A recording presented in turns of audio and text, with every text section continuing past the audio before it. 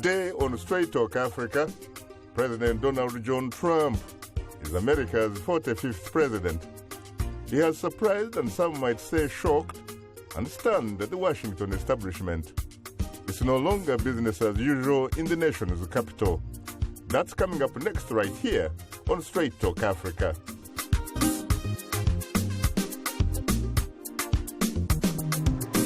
Hello, welcome to Straight Talk Africa, live from the Voice of America studios here in Washington. I am Shaka Ssali. Hello, Shaka, and hello to all our viewers and listeners on the continent and elsewhere. I'm Ayan Bior, your social media reporter. Today, we'll talk about the inauguration of Donald J. Trump, America's 45th president, and what his policies might mean for Africa. And coming up later in our STA inbox, our audience has weighed in on our topic through emails and Facebook comments, and we'll reveal some of them ahead on Straight Talk Africa. We begin with two reports on two very special days in Washington that started with the peaceful transfer of power from U.S. President Barack Obama to President Donald Trump. First, here is VOA's Esther Gizu-Ewart on what it all means for Africa. Many Africans wonder if his administration will engage constructively with the continent. Former U.S. Ambassador to Nigeria, Robin Renee Sanders, has worked for the administrations of both Republicans and Democrats and say both parties agree on a number of critical issues on Africa.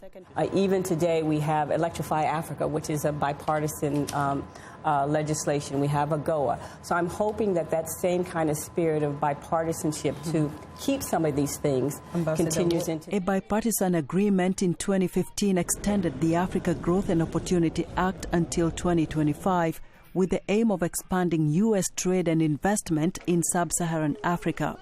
Jeffrey Gordon, a U.S. foreign policy advisor and a national security expert, says he is optimistic. Certainly he wants strong ties with Africa. He wants strong economic development between the United States and Africa. So economic development and strong business ties would be something to look forward to. In 2009, China overtook the U.S. as Africa's largest trading partner and may benefit if America fails to engage with the continent.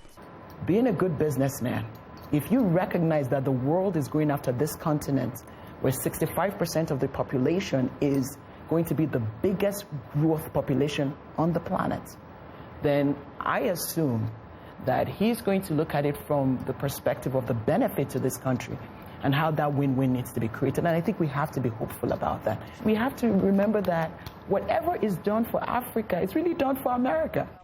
During his campaign, Trump spoke strongly against terrorism, and many hope he will see Africa's security as a vital concern for America and the world. During his presidential bid, he was very vocal about political corruption, and perhaps this may shape his policy toward countries that are at war, fueled by corruption like South Sudan. If we look at public corruption of politicians, of the political system, as a basis on which a foreign policy can be based, this is where Trump could focus his foreign policy on tackling the political corruption that is perpetuating conflict and other vices in Africa, and especially in South Sudan. Political analysts and activists for South Sudan say there is a looming genocide in the country, and the peace process has collapsed, resulting in mass displacement of people within the country, while others seek refuge in neighboring countries. As the leader of the most powerful nation on earth, President Donald Trump's role will be dual, dealing with domestic issues as well as international concerns. Esther Gizu-Ewart, VOA News, Washington. Became the rulers of this nation again. Thanks, Esther. Now my colleague, Paul Cisco, on just another workday in the United States. Hadley. We will make America great again. Thank you, God bless you, and God bless America. For most of the estimated 325 million citizens in the United States of America, January 20th, 2017 was a workday like any other, at least until they saw their morning papers. For some, Inauguration Day was a day of infamy. an afternoon they'll never forget, and a night to remember. I would like to congratulate Präsidenten der Vereinigten Staaten von Amerika. You are a great friend of Israel. World leaders quickly lined up with congratulations for President Trump, and the general tone of world and African reaction has been cautious and hopeful. With no mention of the smooth transition of power, Africa's and Uganda's Yoweri Museveni, Rwanda's Paul Kagame, the Congo's Joseph Kabila praised the inauguration and vowed to continue working together with America and the new president. South Sudan's Salva Kiir echoed optimism, predicting better working relations with the Trump administration. Michael McCooey, his communications director, was blunt, saying he doubted the previous administration had any clear policy for South Sudan other than to destroy it. We expect better relations with Trump.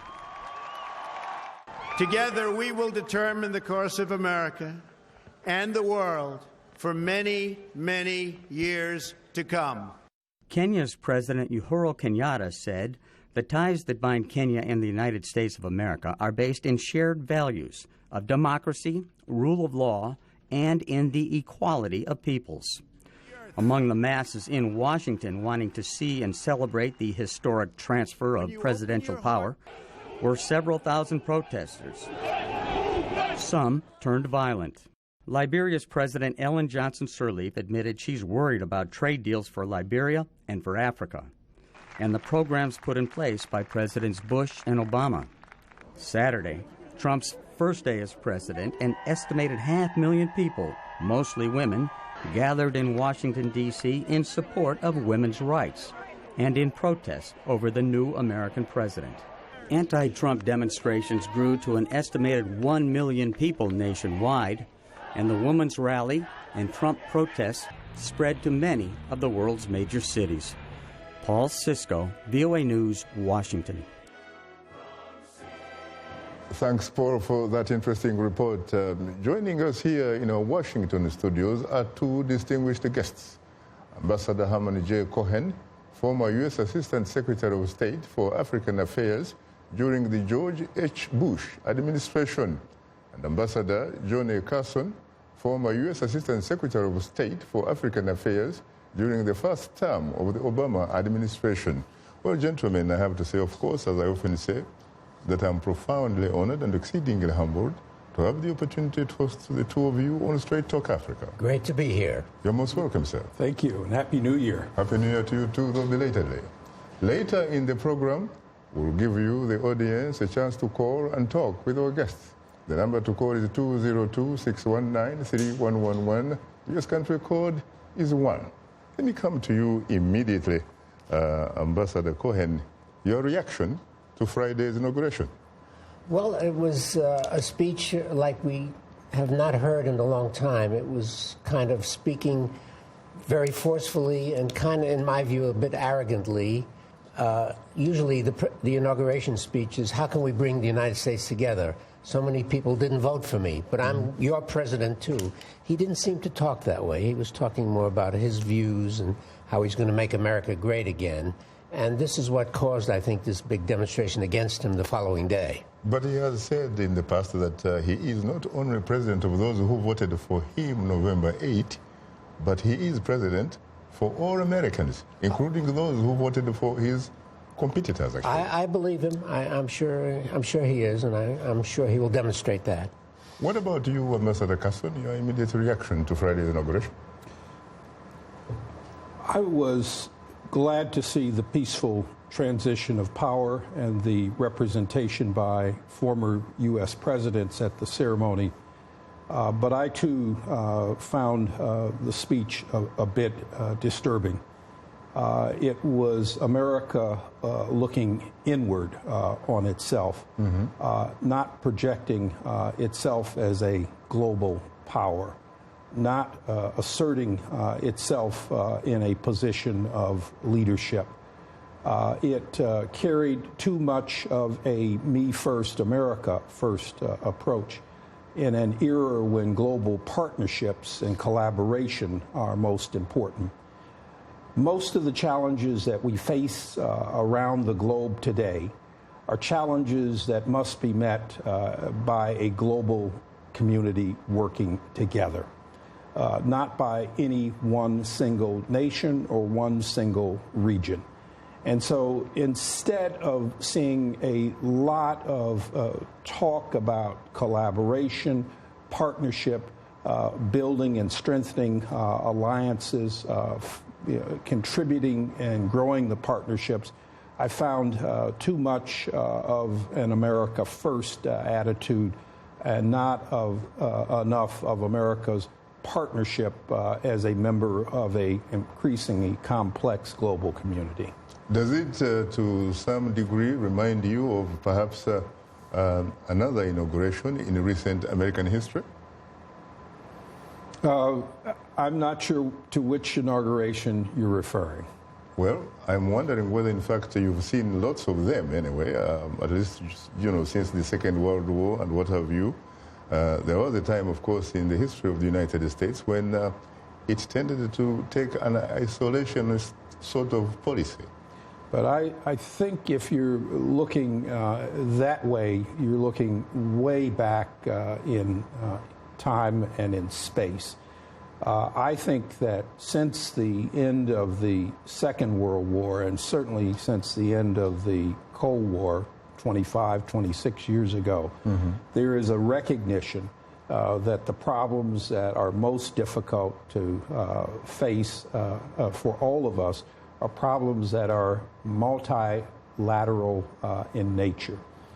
They are problems that may, in fact, not be controllable by one individual country or state. The problems we face today are terrorism, cyber security, climate, trafficking in people and in weapons, immigration. All of these require multilateral responses. We need partnerships for those kinds of challenges. Surely we certainly have challenges with Russia. We have challenges with North Korea. We have challenges with China. But the challenges that are most complex and difficult to manage are sometimes challenges that are the result of non-state actors. Ambassador Cohen, from what I hear from both of you really is that you did not hear a speech that perhaps reflected someone who is supposed to be a leader of the Western world, that he was a president perhaps who was in fact giving a voice to the people who put him in office, and we are talking about Middle America. Is that true? That's exactly right. You will see that a lot of people in Middle America who lost their jobs because of what they say is globalization, and they say, well, we're blaming it on U.S. foreign policy. We're giving away everything to other countries. Factories are moving from the United States to Mexico, and we're losing our jobs. So he was speaking to them. He's saying, America first means we want jobs here before they go to Mexico or to Europe or to South America. And it was a very populist, nationalist view, which, as Ambassador Carson says, has not happened since before the Second World War. And it marks a change in American view of the world. You're obviously a veteran American, diplomat. You've actually been in the diplomatic front line. If you were to suggest something to the new president, what would that be? Well, I would say that it's dangerous to isolate the United States because there's so much happening outside the United States that has an impact on us. For example, in Africa, which is our specialty, there are terrorists who are attacking African nations in Somalia, in Mali, in Niger, and these people are planning to attack the United States. So we have to worry about them. We also have to worry about food in the world. There are billions of people growing in population. Where is the food going to come from? Well, we have to understand that the greatest amount of arable land that hasn't been used yet is in Africa. So we will need that to feed the world. So it's impossible to isolate yourself without inflicting self-punishment. Interesting. Now we'll pause for a short break, and we would like to remind you that Straight Talk Africa is now on the social networking website Twitter. So send us a tweet and let us know what you think about our discussion. Follow us at VOA Shaka, that's VOA Shaka, and join in on today's discussion with your questions and comments. Don't forget to use the hashtag VOA US Africa. And we are still on Facebook. Just enter the keyword Straight Talk Africa, become a fan and connect with other friends of the Voice of America. We'll be right back with you, so please don't go away. We are able to touch on things that are important to people on an everyday basis. We hope that our viewers are getting inspired when they watch our show. They're getting a view of the world from a different perspective, things that perhaps are not in their immediate vicinity.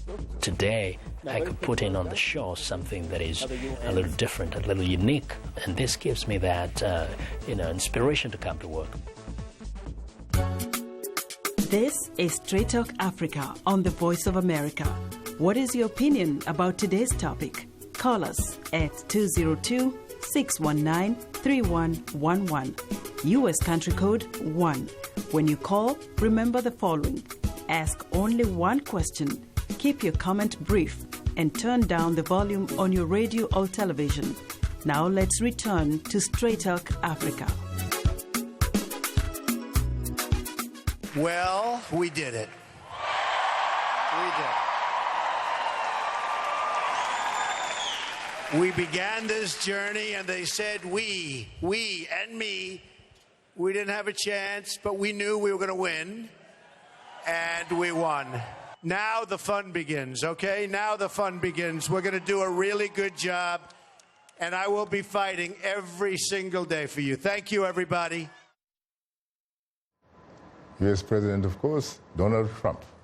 Now, Ambassador Carson, you've been around, of course, and you've served in the State Department for several decades. You know, I was struck by the fact that during the last campaign, I hardly heard anybody really talk about Africa. Were you?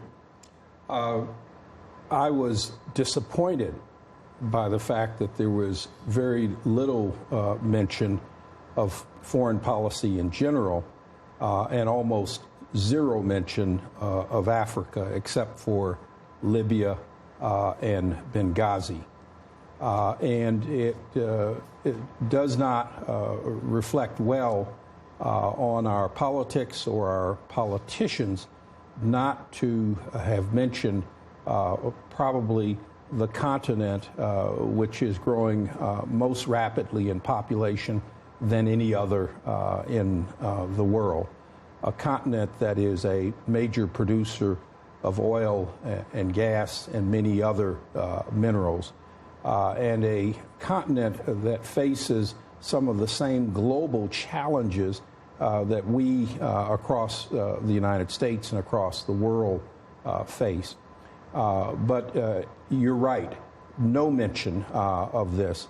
And quite honestly, I am not sure that our president knows very much about Africa, although he controls a global network of hotels, of golf courses, of resorts and casinos.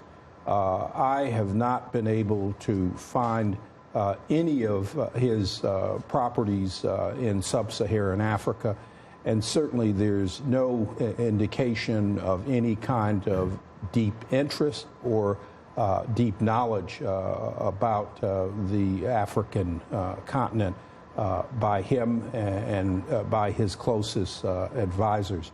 That should in itself be a cause of concern, while he has found Europe, both East and West, and while he's found Latin America and all parts of Asia. His eyes have not yet, in the business world that he was a part of for 4 decades, found Africa. Most Americans, from my experience, own at least a cell phone. And there are millions of others who obviously have unfettered access to laptops and what have you. Do these Americans, for example, know that without coltan, a metal that comes out of the Eastern Democratic Republic of the Congo, they probably wouldn't have access to that sort of cell phone or laptop? That's right. Exactly. Yes, and I think Africans have gotten certain signals which would worry them. For example, President Trump says most of our trade agreements or our external trade arrangements are unfair to the United States. I want to correct that. Well, look at the African Growth and Opportunity Act. This gives the Africans many privileges on exporting to the United States, but the United States gets no privilege in return. It's a one-way street. So I think the Africans should start thinking about how can we correct this so that we don't lose any of our benefits. So they have to start thinking about reciprocity. They have also talked about building big infrastructure in the United States. Well, that's going to cost money. So they're going to look abroad and say, where are we giving foreign aid, development assistance? Maybe we could cut down on that so we use money for our own infrastructure. So although they haven't made statements about Africa, some of the general statements, I think, should be of concern to Africans. Should we be concerned about the possibility that AGOA would be in trouble? Because the last time I checked, I thought that it was actually protected by law. By law, but the individual countries or groups of countries can be removed from AGOA. It's at the discretion of the United States administration. So I think they're going to look at that very closely and say, let's have reciprocity. We want our goods to go to you duty-free so that we can have jobs in the United States. We want you to buy our tractors, our construction equipment, our power stations, and we want it to enter duty-free just like yours enter us. So I think the Africans should start strategizing on all this and how are they going to cope with a new view of international relations. During the campaign, Ambassador Cohen, you appeared on a panel that was supporting the different presidential candidates. In your particular case, I remember you were supporting the Ohio governor, right, Johnnie Carson, correct? Yes. That was a gentleman who was representing Mr. Trump, and among other things, I remember him saying that Mr. Trump wants strong ties with Africa. What exactly did he mean by that? I think he really didn't know. He was just assuming that Mr. Trump had the same view as he did, which I think turned out to be wrong. And I'm sorry that Governor Kasich didn't win the nomination. I think he's a good Republican, he's a good conservative, but he's reasonable, and he's an internationalist, just like most of the other Republican candidates. So, but anyway, we're in for a new era in U.S. foreign policy. Johnny, you know that there is a saying that when politicians are campaigning, they do campaign in poetry. They promise heaven or earth. They say all sorts of things, obviously, because they are marketing their message, selling their message in order to be elected. But that, in fact, when they get elected and get to the business of governing, that one they do in prose. Shouldn't we perhaps give the benefit of the doubt to Mr. Trump rather than perhaps focus so much about what he said or didn't say during the campaigns? Let me cast both a hopeful and a negative light on all of this and say that since the fall of the Soviet Union in 1991 and the end of the Cold War, there has been a strong level of bipartisanship among Republicans and Democrats, both in and outside of government, and by various administrations. Bush, Clinton, Bush, Obama, towards Africa. And that has resulted in a number of very, very good partnerships and programs. AGOA, as Hank Cohen has just mentioned, MCC, PEPFAR, Power Africa, Feed the Future, YALI. And it's also resulted in a number of other things, initiatives that have been idiosyncratic to President Obama. A U.S.-Africa Leadership Summit and 2 business summits. One hopes that the people who will come in and actually run Africa policy for Mr. Trump and for Secretary Tillerson will be individuals who have deep interest, great expertise, and significant commitment to Africa, to the importance of the African-U.S. relationship, and to the bipartisan nature and commitment of our policies. That's the hopeful sign. The negative sign is quite serious as well. One looks back at some of the generalized statements that President Trump has made, and they should, in fact, be concerning and alarming to Africans as well, especially those Africans who are committed, as we have been as a nation for over 240 years, to democracy, rule of law, good elections, respect for human rights, inclusivity and equality for women, and religious tolerance and freedom.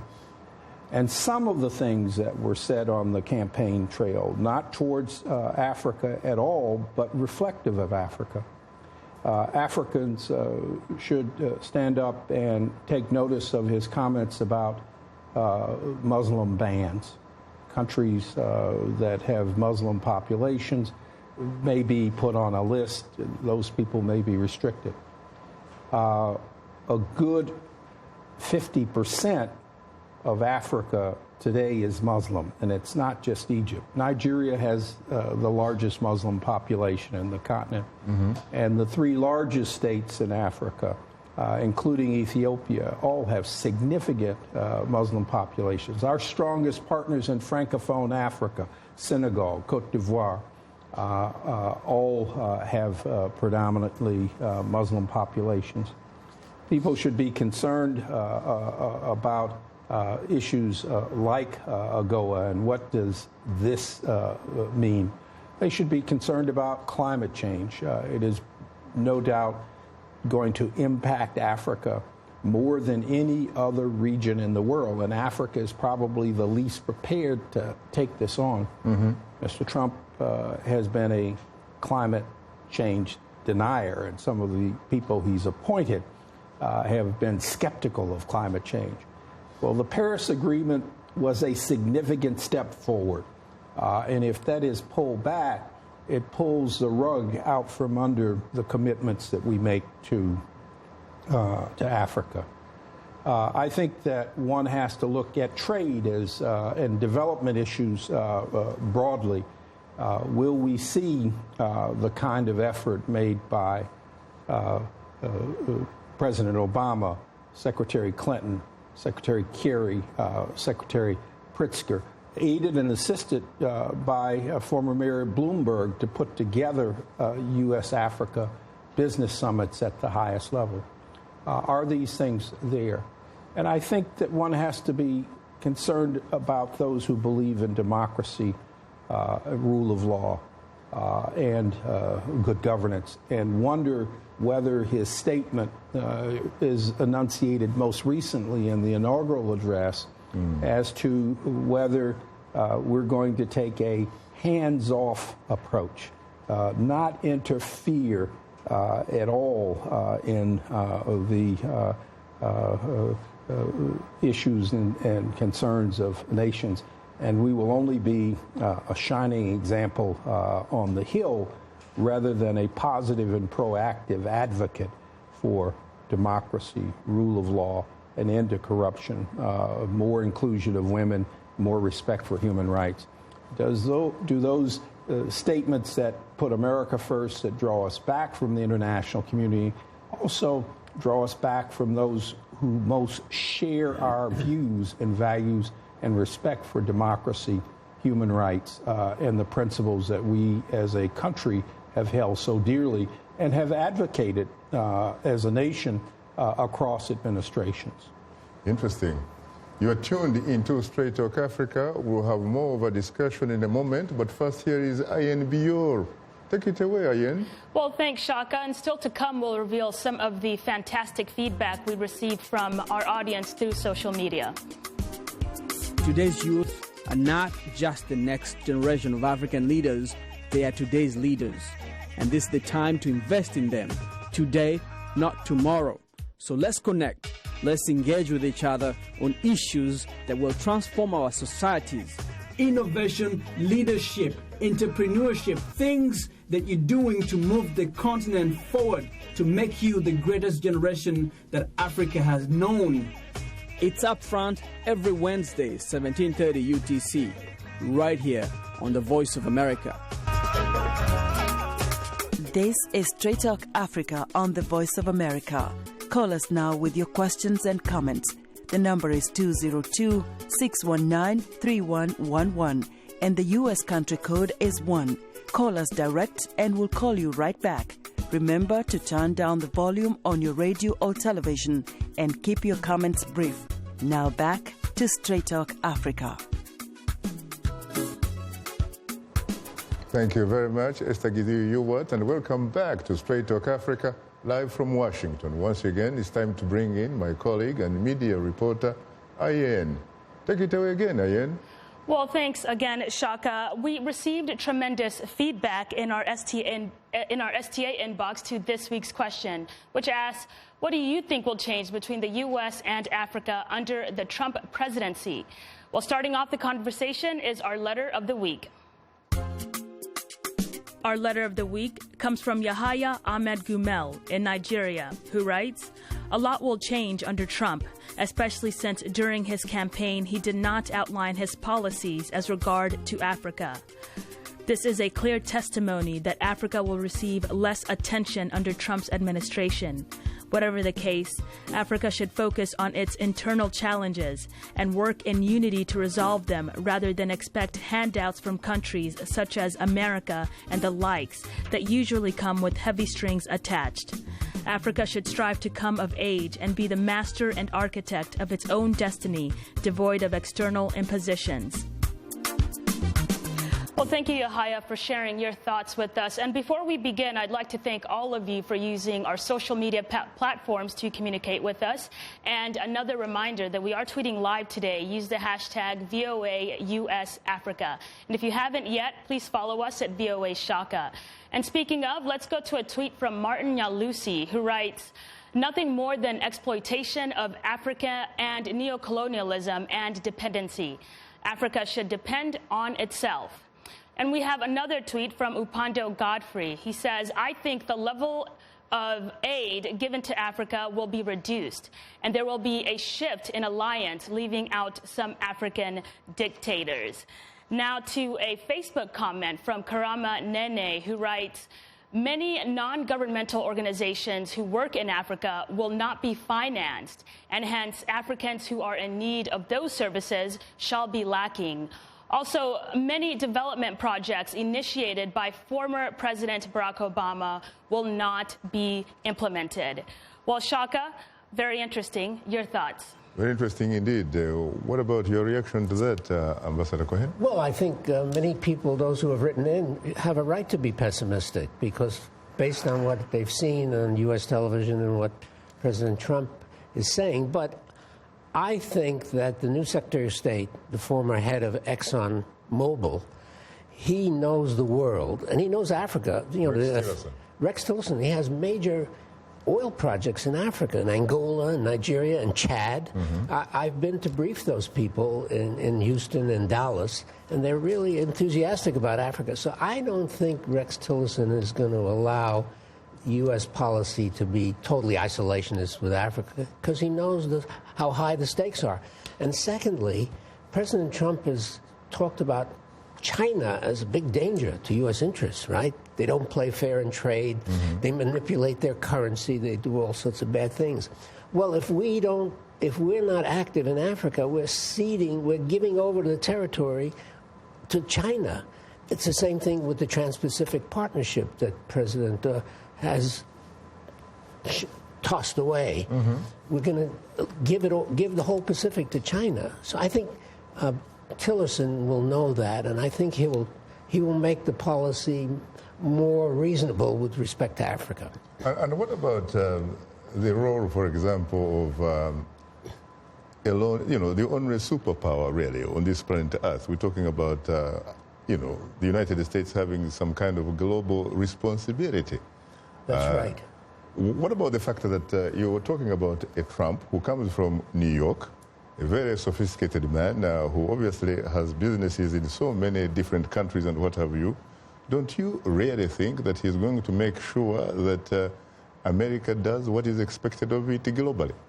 I would hope so. So far from what he said, it looks like he may be turning inward. From his comments, we can't think otherwise, except, for example, he wants to get rid of what he calls Islamic terrorism. Uh-huh. I could see he would be interested in those areas of Africa where you do have terrorist threats. Uh-huh. But so far from everything he said, it looks like he's saying we must take care of America before the rest of the world. So I'm hoping that the new Secretary of State, the new Secretary of Defense, who have great experience, who are very reasonable people, who know the rest of the world, I think they will slowly but surely tell him, now, Mr. President, be careful. The rest of the world is important to us, so let's play a big role. What about the fact that we're talking about the United States of America here? We're not really talking about what some would characterize as a banana republic. This is a country that is run on the basis of institutions, not an individual, really. Why should we be so much worried, really, when he has institutions around him and he has experienced advisors around him? Well, I think there's another way of putting it. You could say we have checks and balances. Mm-hmm. So if President Trump says, I want to do this, wait a second, there's the Congress. Mm-hmm. You have to pass laws, mm-hmm. and there are different parties in the Congress. So I think you're quite right. The institutions and all the checks and balances, all the things that prevent precipitous action, I think that's going to keep us on an even keel. Very interesting. And we have social media reaction. Yes, in fact, let's go to another comment from Facebook fan Ibrahim Mahara from Kenya, who writes, we are likely to see a recess in bilateral cooperation as many governments adopt a wait-and-see stance. And obviously, Trump won't remember that Africa exists until he is reminded. We may see a significant reduction in aid, for instance, on military cooperation with a number of countries like Nigeria and Kenya in the fight against terrorism. And our last Facebook comment comes from Wasonga Ivan, who writes, I am only praying his America First policy will not translate into emptying Africa of its resources and eroding the little democracy we have. Well, Shaka, certainly no shortage of opinion here. Over to you. Very interesting. What about you, Ambassador Carson? We really won't know what the policy of the Trump administration is going to be towards Africa until we have a new Assistant Secretary of State for African Affairs. The person who is fortunate enough to inherit that position will probably, on a day-to-day basis, be responsible for shaping and guiding 85 to 90% of what is done on behalf of the United States and Africa on a day-to-day basis. And so as we look out, it really is important to wait and see who that person is going to be and what their experience and background and commitment to the continent is. If it is someone who is strong and effective, they will be able to help shape and push helped to maintain and keep in place some of the bipartisan policies of both Republicans and Democrats, of Bush and Clinton and Bush and Obama over the last 25 years. And so it's important there. The one thing that I think will be a centerpiece of U.S. policy towards Africa in this administration is also very clearly defined in some of the president's global remarks about the international scene and the worldview he has. And that is, as he said in his inaugural address, that it's his intent to eradicate radical Islam, to stop and end the threat of terrorism. And if that is carried out around the globe and is given emphasis equally in Africa, then I think that those countries which face genuine terrorist threats probably can count and continue to count on a high level of interest and probably a steady infusion, if not increase, of American support in places like Mali, in places like Somalia, in places like the Chad Basin region with Nigeria and Cameroon and Chad and Niger fighting against Boko Haram and Islamic extremism. I think we will see a commitment, a sustained commitment, and probably an uptick in support there. But that's just a projection on what's been said in broad and in general terms. I think that it is important for the United States not to turn away from Africa. I think it is important for the United States to maintain its strong bipartisan commitment to Africa by both Democrats and Republicans. I think it's important for the United States to continue to espouse and advocate and champion and support the values that have made us strong and important at home and have made us influential and a significant partner abroad. And that is our commitment to our democratic principles and values, our respect for human rights, the protection of our corporations and intellectual property rights, and our, as we saw just last week, our peaceful transition of power, even when there is a disagreement by both sides as to whether their candidate won or not. And finally, we need to support our allies, our traditional allies, our legacy allies, our democratic allies, both our old ones and our new ones. I'd like to add rapidly. Unfortunately, the time is not our best ally. I will give you an opportunity later in the program. Thanks, Ian, for bringing us this week's audience reaction. Well, that does it for today's social media segment. Just a reminder that we appreciate all the feedback, so please keep them coming. If you're a new fan, drop us a line at africatv@voanews.com. Once again, our email address is africatv@voanews.com. Or post your comment on our Facebook page. Enter the keyword Straight Talk Africa. Be sure to visit us online at voaafrica.com, or you can join our YouTube channel. Sign up to VOA TV 2 Africa and follow us on Twitter at VOA Shaka. A reminder that the show is streaming live every Wednesday. Go to VOA Straight Talk Africa TV program page on our website, or simply watch us live on your mobile device. Just download the VOA mobile app. Now let's take a look at what's on tap for next week's program.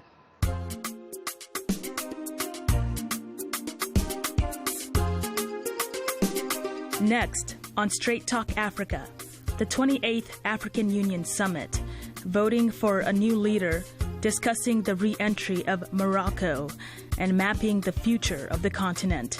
That's next week, right here on Straight Talk Africa. Welcome back. Our discussion today is about new U.S. President Donald Trump and what his policies might mean for Africa. And our two distinguished guests are former U.S. diplomats to Africa, Ambassador Herman Jay Cohen and Ambassador Johnnie Carson. Actually, what I meant are former America's top Africa diplomats. Well, I have to say frankly again that I am profoundly honored and exceedingly humbled to have the two of you in Studio 52. It's our pleasure. You're most welcome. Now, you wanted to say something, but unfortunately I had to cut you off because there's no democracy in Studio 52.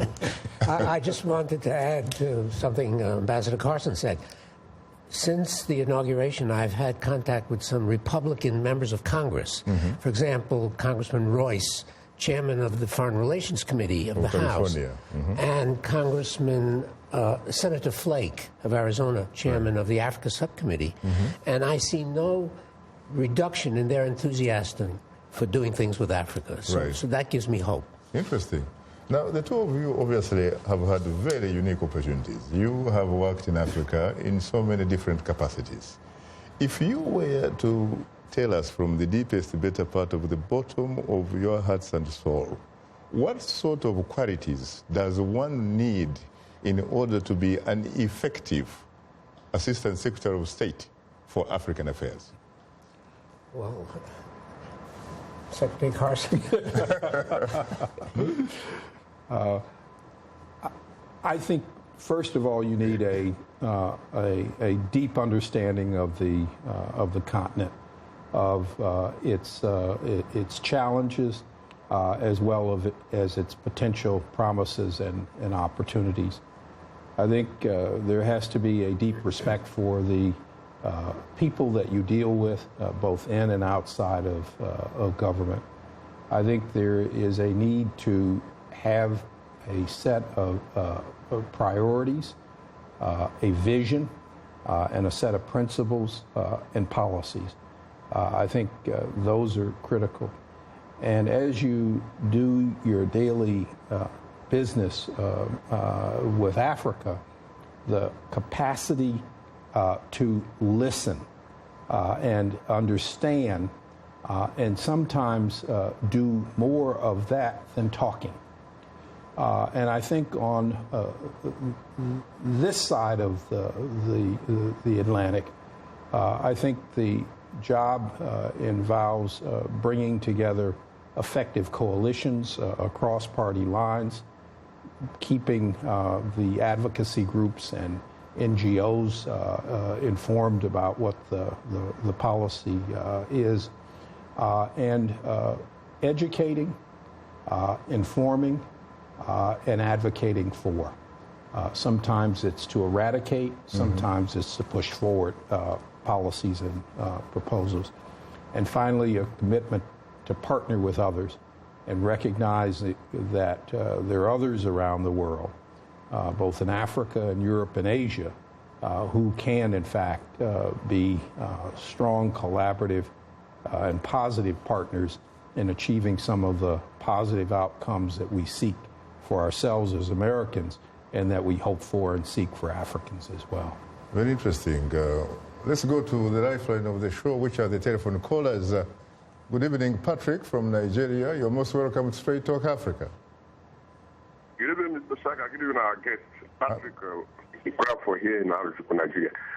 Mr. Trump, Mr. Shaka, we just want to congratulate our president, Trump. But I want the President Trump to help us, the Africans, that all those money stolen from Africa, stocked in U.S., it should help us and bring those money back so that to help the African continent to do what? To solve this poverty, diseases ravaging the Africa. Trump coming is just a messiah. Because when you say it's messiah has come, it will help us. Now, the policy that the signing of paper I just did some few days ago, I want you also to sign that of Africans too. And you should also remember some of the policies they left that in favor of Africa. You should try as much as possible and maintain some, not all of them. Thank you very much. Thank you very much, Patrick, all the way from Nigeria.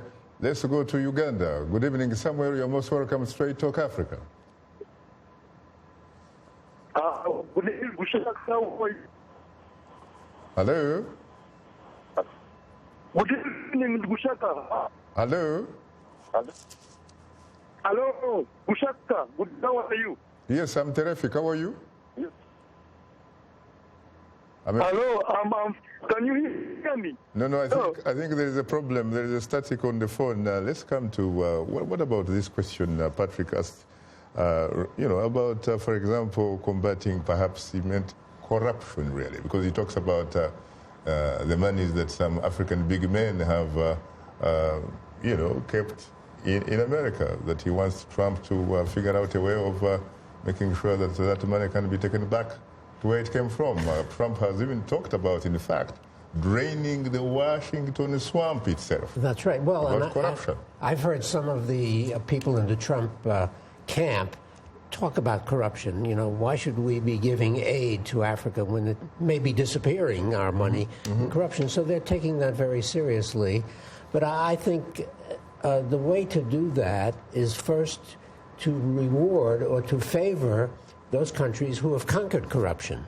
For example, the current Nigerian president seems to, Mr. Buhari, seems to have been working hard against corruption. I've heard that even the policeman in the street no longer asks for bribes when he stops your car because he's afraid of the president. But the economy has tanked so much that next time when he appears in election, unless something happens, he may in fact lose. Yeah, and in fact, that goes to another issue. One of the contributors said that there's so much talent in the diaspora. Why can't we get some of them to go back to Africa? And I think if you look at Nigeria and all their power problems, it's a management problem. I'd like to see 100 people with degrees in business administration who are Nigerians go back and straighten out the management. It's not just corruption, it's management, it's all sorts of other things. Corruption, and we could offer help there. Interesting. Of course, you saw what happened in the Gambia. The Gambia was supposed to have a smooth transition of government from Mr. Yahya Jammeh to Mr. Adama Barrow. A day before we had ours here on Friday, and you know what happened? I gather from my research that this gentleman, Yahya Jammeh, has a house in the Potomac that was bought $3.5 million in 2012. He is now, of course, the last time I checked, in exile in Equatorial Guinea, where, of course, you have a president, perhaps the longest-serving president on this globe, who has been in power for 37 years. A man, whenever he has a democratic election, he gets 98%. What do you do with a man like Yahya Jammeh's property in the Potomac? I think the United States has been one of the leading countries in trying to ensure that corruption internationally by American companies is eradicated. But in the case of a person like President Jammeh, the new government that is in power can, in fact, petition to the United States government through the Department of State and through the Justice Department to ask about how the house that you have mentioned may have been purchased, and whether, in fact, the purchase of that house was as the result of a legitimate or perhaps a illegitimate means. Whether the funds were used appropriately or not, whether they may have been a result of theft and money laundering. The United States has gone after the assets and financial resources of officials if they have been in the United States and have acquired property or assets, and they have done it illegally. The United States took housing and boats and airplanes from the son of the president of Equatorial Guinea. I'm just going to mention there was a big house that the son bought in California, in Malibu. The U.S. government went to court and confiscated that because it belongs to the people of Equatorial Guinea, not to this gentleman. So there are methods. The French, I think, are also after him, actually. I think in some cases of him in Paris. Let me ask and you. he's not the only one. There have been others around Africa. And the United States is cooperating to help retrieve some of the resources that were allegedly in this country and held by former military leaders, including people like Sani Abacha. Ambassador Carson, we were together in Accra, the Ghanaian capital, back in 2009 when U.S. President Barack Obama made a very, very important speech to the African continent. He talked about how Africa did not need strong leaders, rather it needed strong institutions. Any regrets? Absolutely not. Why? I think that the president was expressing a fundamental value that is an American value, and that is that our democratic institutions are the underpinning of our democracy. Leaders come and go, but it is the resilience and strength of our institutions that matter.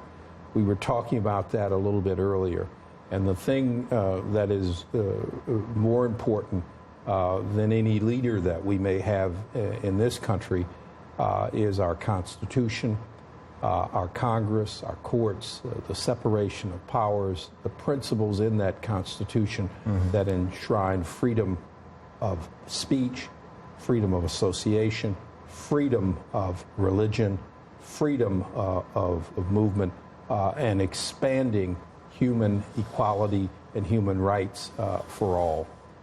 Those are the things that underpin our democracy. And those are the things that underpin great democracies around the world, whether it is our neighbors to the north, Canada, or whether it's our relationship with the United Kingdom or France or Germany or Japan. It is the strength of those institutions and the respect that we hold them in that are most valuable and important. That was a seminal speech. It should be a speech that should be read over and over again, not only by Africans, but also by others. I might also add, you can look at that speech, and I would say add to it the President's speech at the United Nations General Assembly in 2015, and also his speech in Chicago as well, former President Obama's speech in Chicago just a week ago. The primacy and importance of our democratic institutions are critical. Also, I think he was the first U.S. president ever to speak the truth to the Africans. He was saying, it's up to you to end corruption. It's up to you to have democracy. Don't expect us to give this to you. But the Africans expected more from him. They did not only expect him to talk the talk without, in fact, walking that talk. Well, I think he's done a good job on that. His Power Africa thing, his Feed the Future thing, the two best projects in Africa I've ever seen. Any single most regrettable decision during your tenure as Assistant Secretary of State to Africa? Yes, I had a chance to really prevent the city of Monrovia from being destroyed during that civil war, and I failed to do it. I see. Well, on that note, thanks to our distinguished guests, Ambassador Herman Jay Cohen, former U.S. Assistant Secretary of State for African Affairs during the George H. Bush administration, and Ambassador Johnnie Carson, former U.S. Assistant Secretary of State for African Affairs during the first term of the Obama administration. Thanks to our affiliate stations, along with our viewers and listeners, we thank you for tuning in. For many of our Voice of America radio affiliates, Learning English is coming up next. And tomorrow morning, it's Daybreak Africa with James Bate. On behalf of the Voice of America, thanks for tuning into Straight Talk Africa. In the meantime, get better, not bitter Africa. And please remember to keep the African hopes alive.